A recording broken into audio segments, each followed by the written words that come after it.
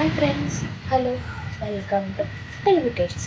ఈరోజు ఎంతో టేస్టీగా ఉండే పచ్చి జీడిపప్పు చికెన్ కర్రీ ఎలా చేయాలో చూపిద్దామా. ముందుగా మనం దీనికోసం ఒక కడాయి పెట్టుకొని కడాయిలో ఆయిల్ వేసుకొని దీంట్లో కొంచెం కరివేపాకు వేసుకొని ఇప్పుడు నేను పై చూపిస్తున్న మసాలాలు ఇంకా అల్లం వెల్లుల్లిపాయ ఆనియన్ మొత్తం అంతా ఒక పేస్ట్లా చేసుకొని మిక్సీలో వేసుకొని బాగా పేస్ట్ చేసుకొని ఆ పేస్ట్ చేసుకున్న దాన్ని ఈ ఆయిల్లో వేసుకొని కాసేపు వేగనివ్వాలి.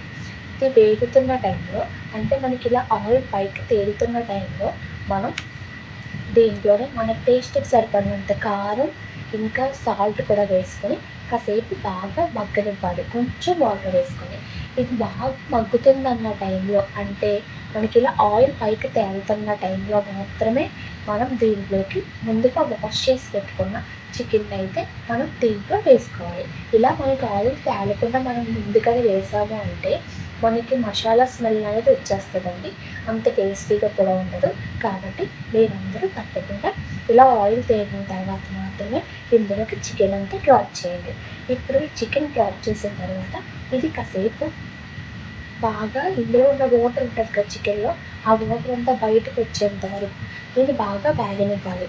ఇప్పుడు మనకి వాటర్ పూర్తిగా బయటకు వచ్చేస్తుంది, బాగా వేగిపోయింది అన్న టైంలో మాత్రమే ఇందులోకి మనం పచ్చి జీడిపప్పు అయితే వేయాలండి.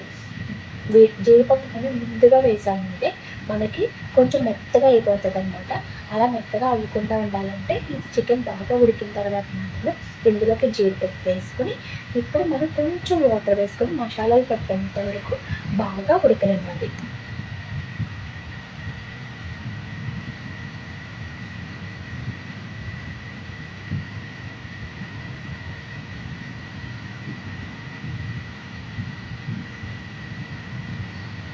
ఇలా వాటర్ అంతా బాగా ఉడికి పైకి ఆయిల్ తేలుతుంది అన్న టైంలో మనం ఇంకా స్టవ్ ఆఫ్ చేసుకొని సర్వ్ చేసుకోవడమే.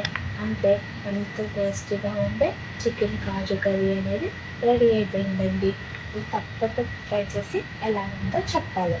ఇక మరెన్నో వీడియోల కోసం మన ఛానల్ సబ్స్క్రైబ్ చేయండి. మీకు ఈ కర్రీ కనుక నచ్చితే ఒకసారి లైక్ చేయండి, మీ ఫ్రెండ్స్కి షేర్ చేయండి. Thank you.